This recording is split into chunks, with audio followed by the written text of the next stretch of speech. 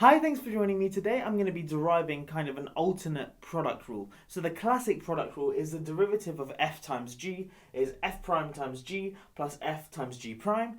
Today, the alternate I'm going to be doing is computing the derivative of f of x to the power of g of x. Let's get stuck in.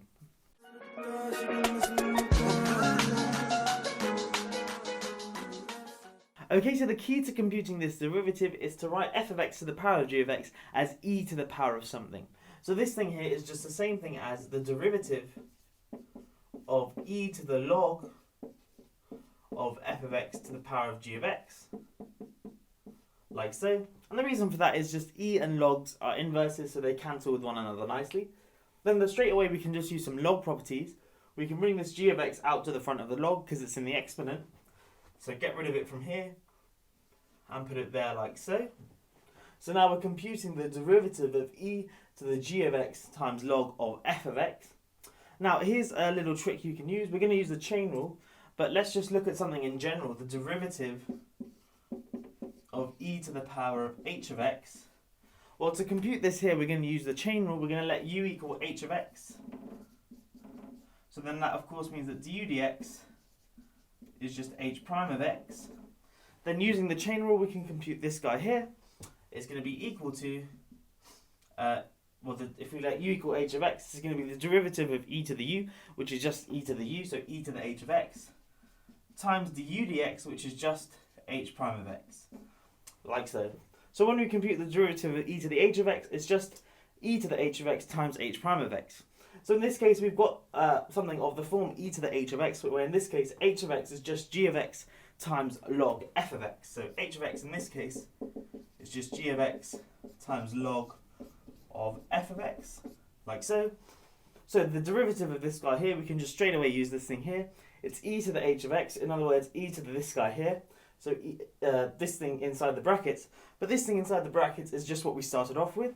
So f of x to the power of g of x, like so. And then we're going to multiply it by h prime of x, so the derivative of h of x. So to compute the derivative of this, we have to go back to the classic product rule. So the derivative of this thing here is just g prime of x times log f of x.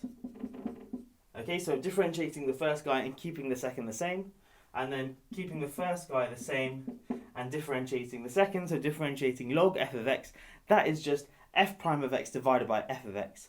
So if you've not seen that before, just use the chain rule to differentiate log f of x, but this thing is just f prime of x over f of x, like so.